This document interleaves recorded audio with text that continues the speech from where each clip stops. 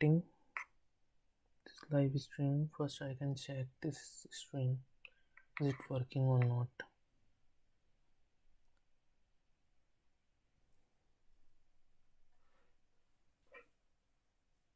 So I think we are live. Let's start.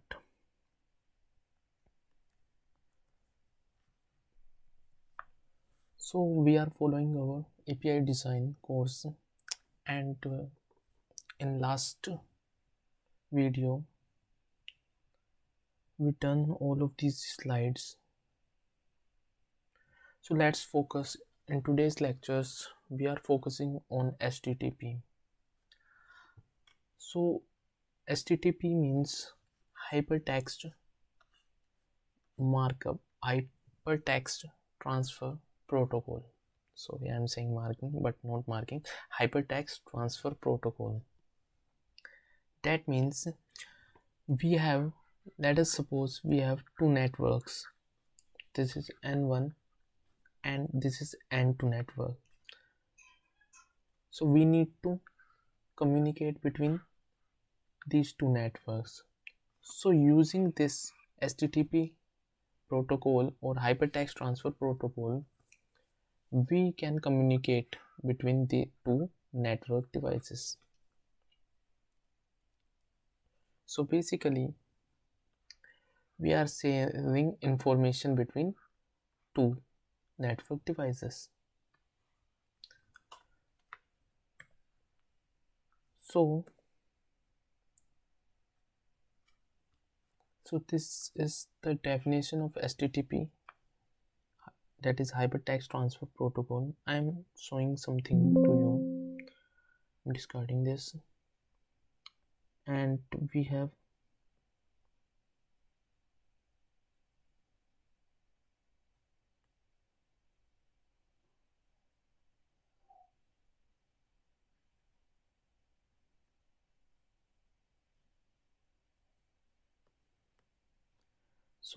this, what is HTTP and this hyper. So the definition of HTTP, you can follow this definition. So the hypertext transfer protocol is the foundation of the World Wide Web and is used to load web pages using hypertext links. So HTTP is an application layer protocol designed to transfer information between network devices and runs on top of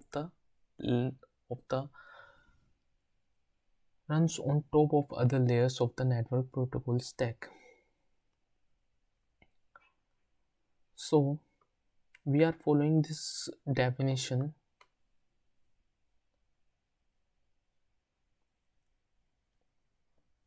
and let me show you something to you. Yeah, so basically how HTTP works. So let us suppose we have a network devices N1 and we have another network devices N2.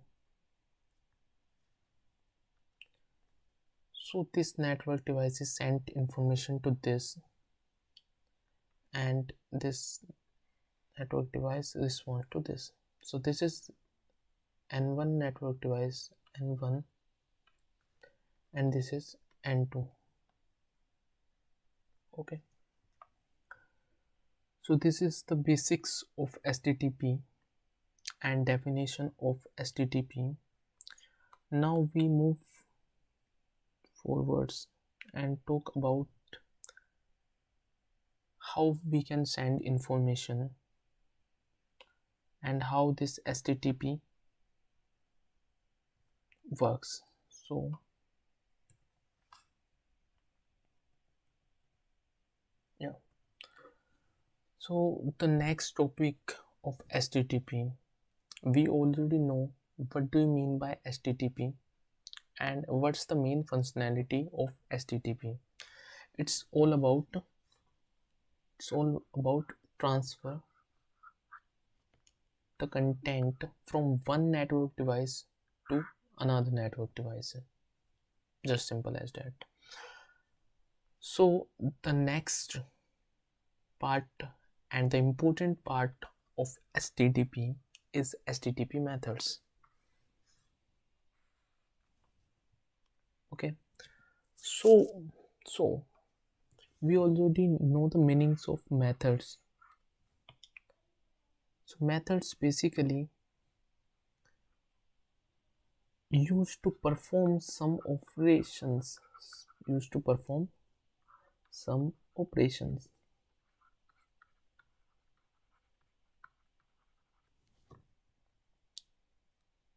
So in HTTP methods, so this HTTP methods helps to communicate between two network devices. So let's read some definition of HTTP methods. Enable API client to perform CRUD operation. So what do you mean by CRUD? You already know about create, read, update and delete operation. So these all are manipulating operations which can change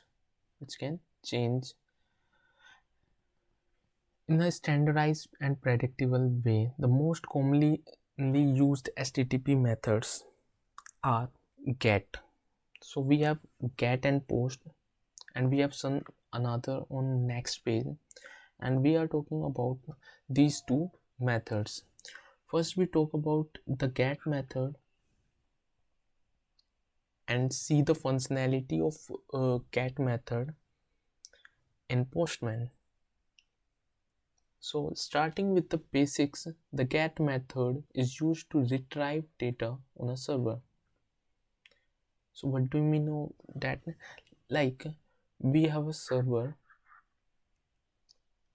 and we have a client, and this client needs some data from the server. So this client sent a request, a GET request to get data from, or we can say retrieve data from server. Okay, so the GET method is used to retrieve data on a server. Clients can use the GET method to access all the resources of a given type, or they can use it to access a specific resource. For instance, a GET request to the product endpoints of an e-commerce API. Let us suppose we have e-commerce API, and when we send a request on this endpoint, then the return of all the products in the database, while a GET request to the product 1 2 3 endpoint would return the specific product with an ID of 1 to 3. GET requests typically do not include a request body, as the client is not attempting to create or update data. So let me show you something in my Postman. I am using some API, some fake API, and I am showing you first. So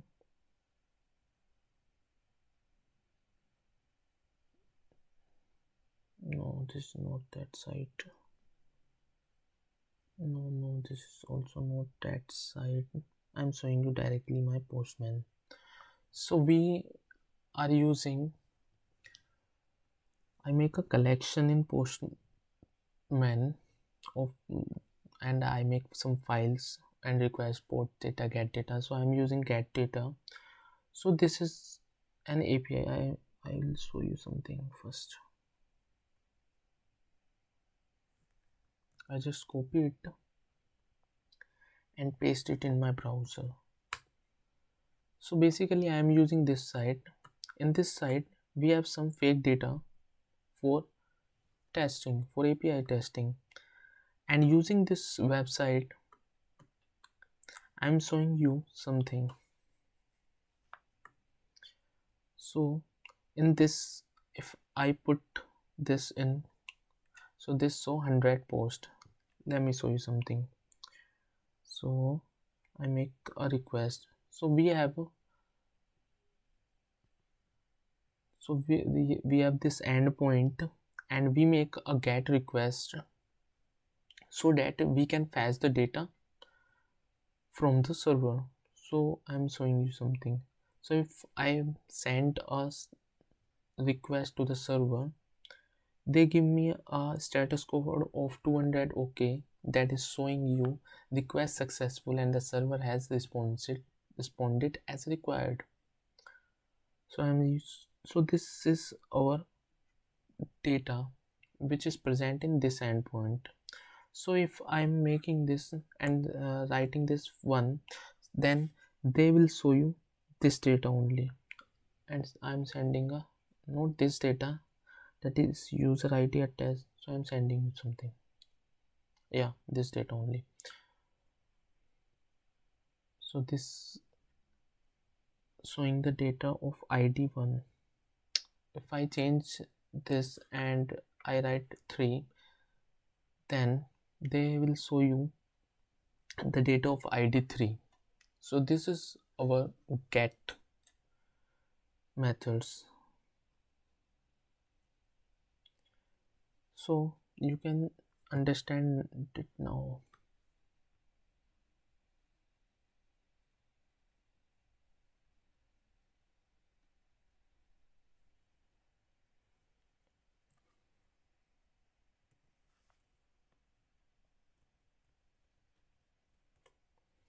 So now we can understand about how we get data from server, or we can say retrieve data from the server. So for this I am using get, and the next method, the next HTTP method is post. So the post method is used to create new resources. For instance, if the manager of an e-commerce store wanted to add a new product to the database, they would send a post request to the select products endpoint. Unlike get request, post request typically include a request body, which is where the client specifies the attributes of the resources to be created. For example, a post request to the slash product endpoint might have a request body that looks like this. So to understand this post method, I need to show you postman. And now I click to this post data. Okay, so this is our endpoint, and I am making a post request to this endpoint, and I am sending this data. I can change as well. So I can, and I write 1000 and send a request. So if I'm sending this request, okay, they are showing me 201 created. A new resource was created successfully.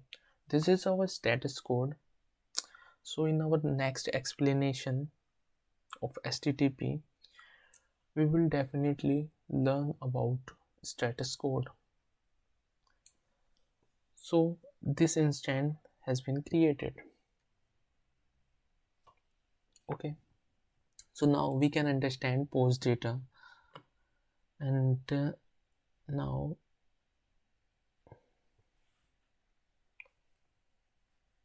so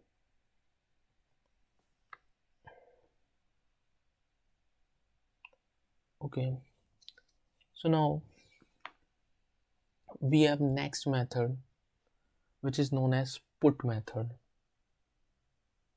So what's the use of put method, and what's the functionality of put method? Let's learn. The put method is used to replace an existing resource. That means we have already that means we have already some resources, existing resources with an updated version. We have already present a data and I need to change something in that data. Like we have a JSON file and I am showing you name and I can say real engineer and title this, and I need to replace this title. So I use put method and send this data the at request body.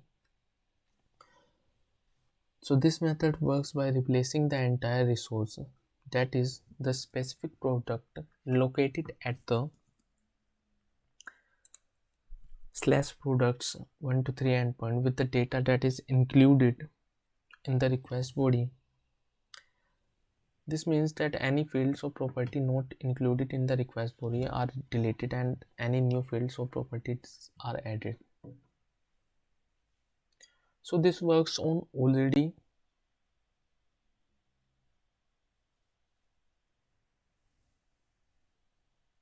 present data.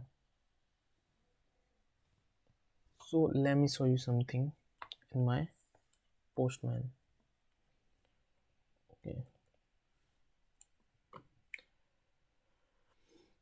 Okay, I am showing you put data. Okay, so this is a put data and I need to change something. Like we have a body and user ID 100, and I need to change this as Kumar. So if I'm sending this request, then it's so 200 okay, and that means the request successful, the server has responded as required. And now we can see that title will be changed. So previously it is Nitin, but now it is Kumar. Okay, now we can understand like how to use put method.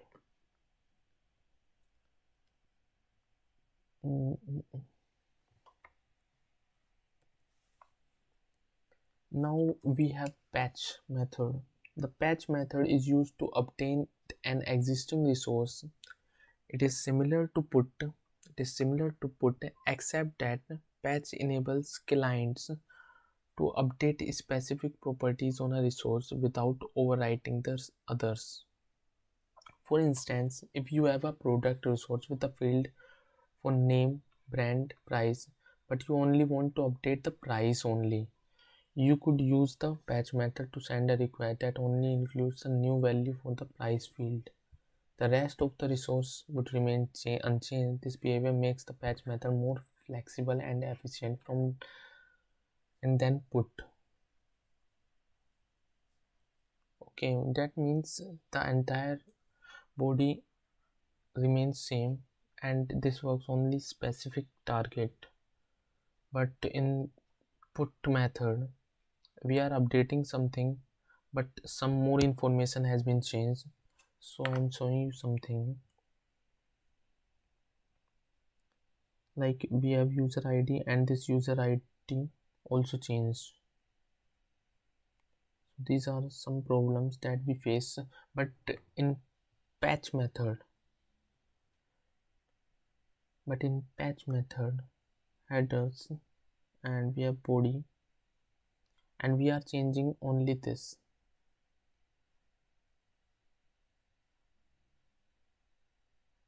At this point I need to change only this title, so I send a request and it will change this title. I am changing this as well.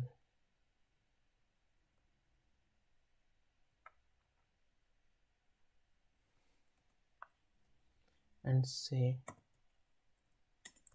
hello world and send a request to this title, and now you can see this title has been changed and this status code show request successful. Okay, now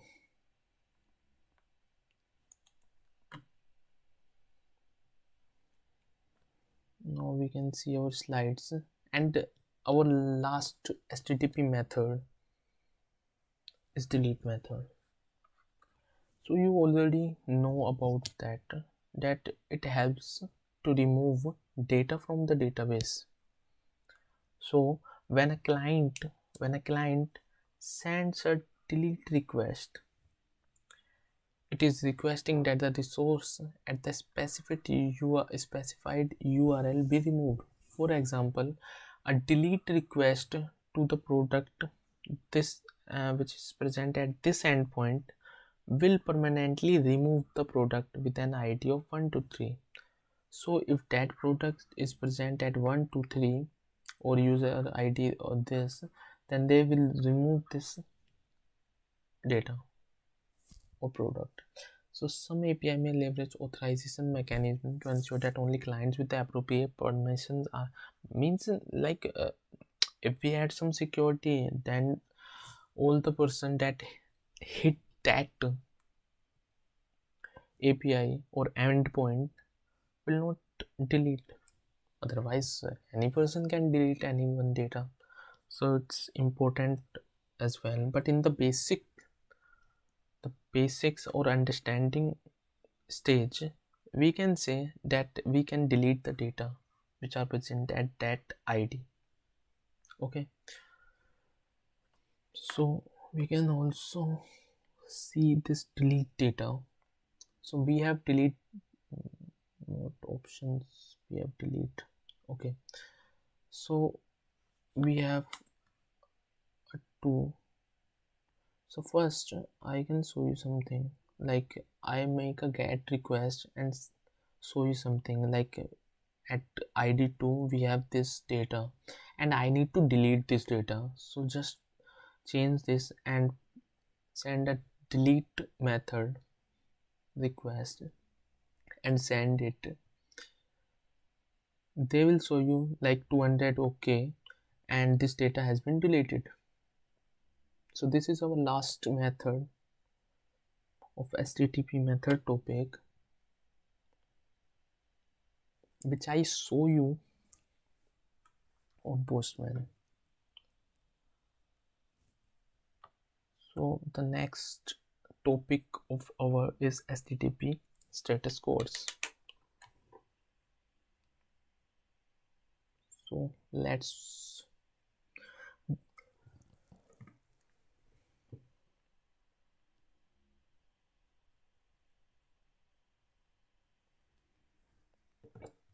start with the HTTP status codes. So when we put these words, so let's understand first about these words. What do you mean by status or status? So status is, we can say, a situation of something. Like what's the situation or what was happening at that time, that is known as status code, status only. And if I'm talking about codes that already know some integer or some value or some characters, so when we talk about HTTP status code, we understand like these are some numbers like 200, like 201 and something about number which show you something,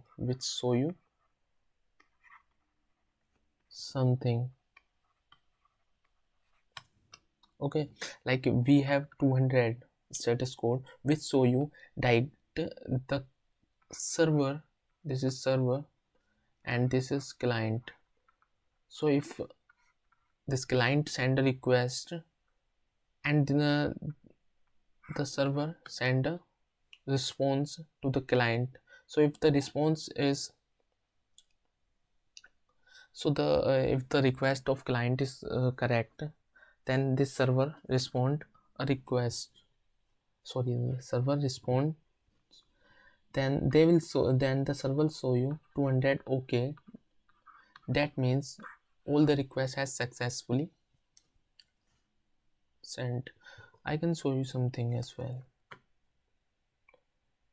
like this is This so you request successful, the server has responded as required. That means the server has responded.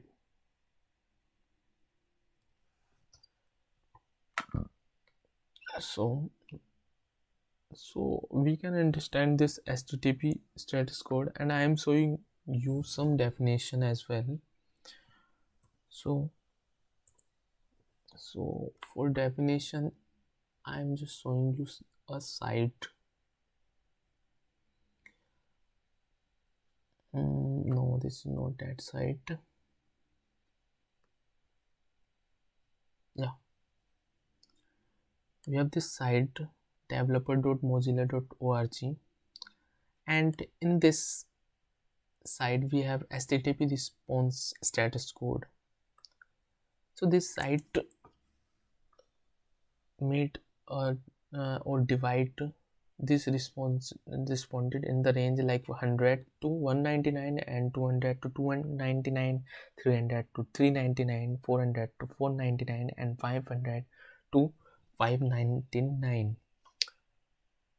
So the first range is 100 to 199 called informational responses, 200 to 299 say successful responses, and the third one is 300 to 399 say redirection messages, 400 to 499 say client error response, and 500 to 599 this is server error response.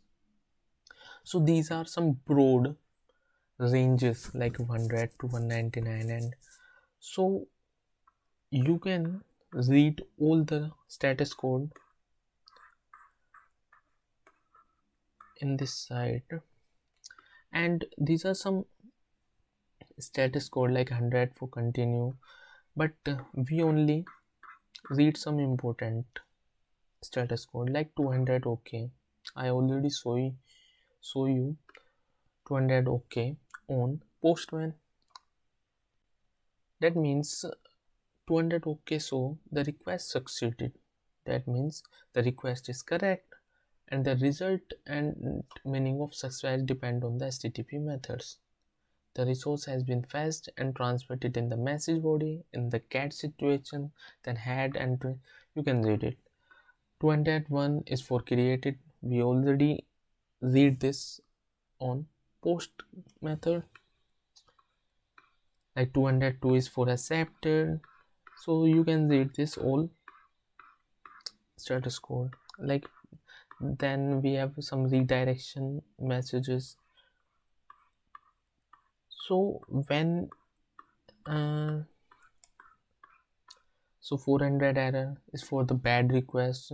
The server cannot or will not process the request due to something that is perceived to a client error. It may be something due to I can say bad response, like you are not sending the correct request to the server, and or maybe due to the error in your body. 401 is unauthorized, like you are not accessible that,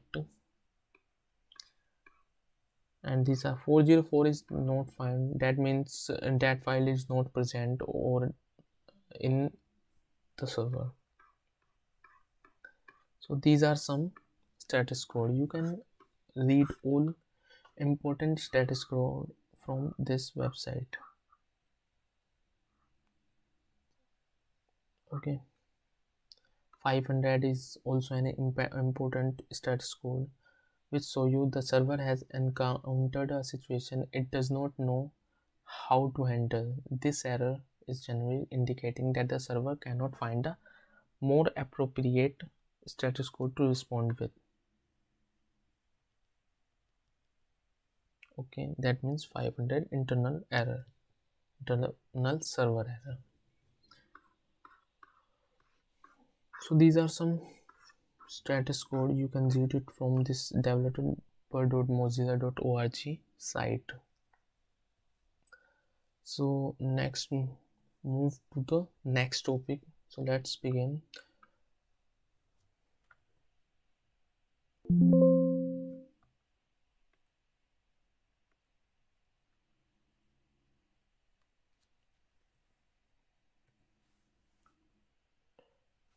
Okay.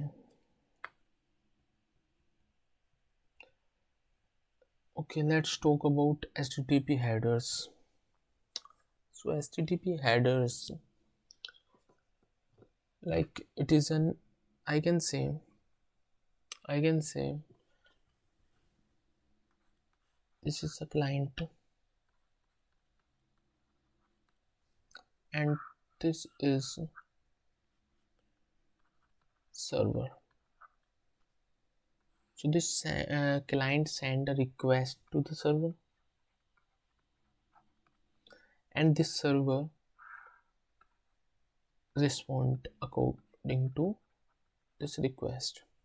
Okay, so to request this server, we need to send some important data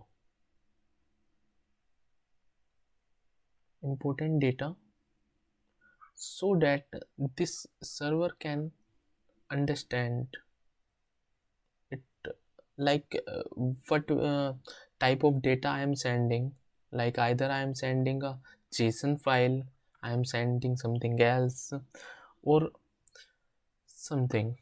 So headers is basically a key value pair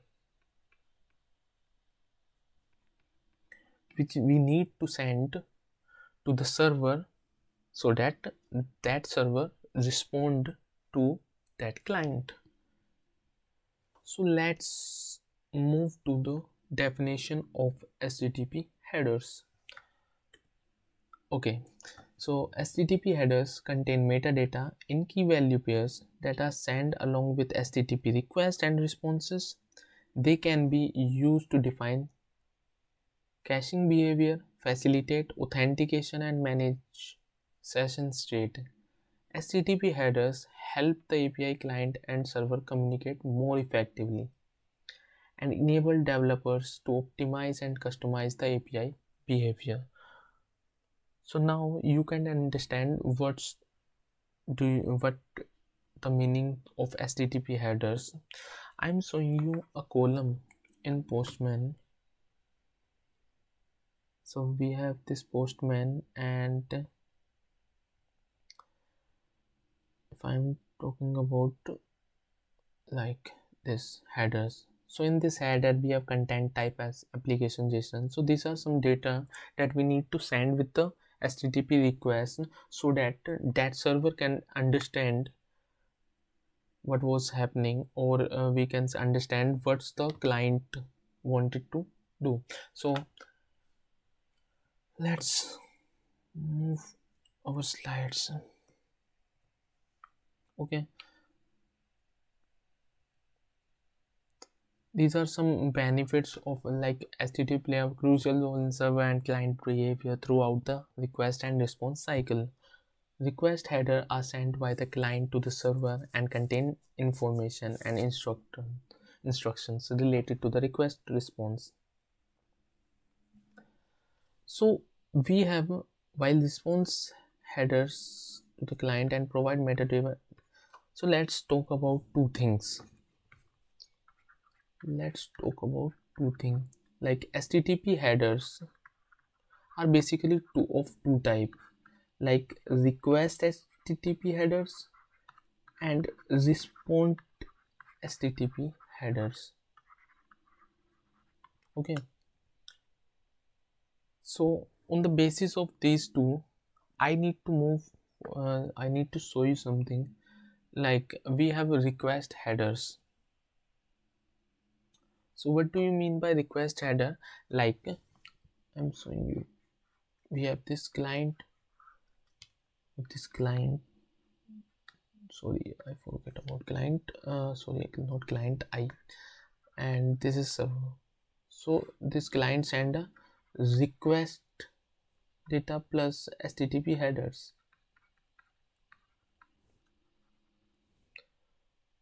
and the server send a response with with HTTP headers. Okay, so let's we have this HTTP, or we can say request headers, and so let's talk about first HTTP header, that is accept. The accept header defines the media types. Media type, that means the client is able to accept from the server. For instance, accept application JSON text HTML indicates that the client prefers JSON or HTML responses.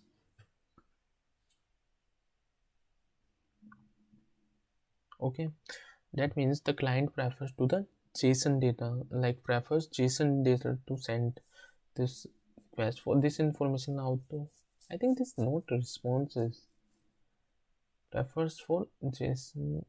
Okay, accepted. Okay, this is the question. Okay, I understand. Like we have server, and the client say like, hey server, I need only JSON type data or HTML type data.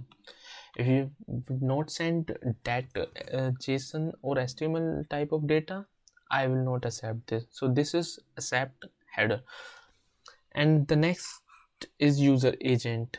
User agent headers identify the web browser or client application that is making the request, which enables the server to tailor its response to the client.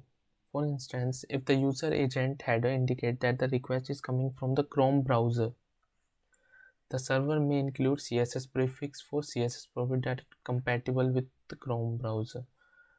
So I think this is for the compatibility of different types of browsers. Okay, so these are for compatibility. And the next is the for the authorization. Like authorization header is used to send the client's credential to the server when the client is attempting to access a protected resource. For instance, the client might include a JSON web token that is known as JWT as the value of the header, which the server will then verify before returning the request resource. So I can say the client sent a request which includes some authorization JWT, which needs for the server to respond the data, otherwise server will not send any kind of data. So basically that client is sending their credential. Credential means some like a username and password. So I am showing you something like we have a login page which have username and password, and we have this server, and I am making a request to the server, like I have like my name is this, my password is this, and send this to the server. So these credentials help to identify like which client is this, and then respond it on the basis of that information. So the next page is content type. I already shown you like what's the content type. The content type header identifies the media type of the content in the request body is what kind, like I am sending in body section. So if I'm sending a JSON file, like I am sending a JSON file, so I need to show this on header, like I am using this content type as application slash JSON. And the next is cookie. The client can use the cookie header to send previously stored cookies back to the server. The server then uses these cookies to associate the request with a specific user or session. This header plays an important role in delivering personalized. Okay, so like we have this client and we have this server. So we all know that this server sends some cookies to in our data that stores like what kind of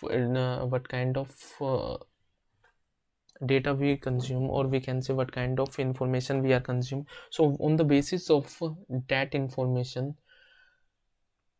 these cookies are sent back to this server, and now this server decide like what we need to send to this client. So this cookie concept is also an important concept.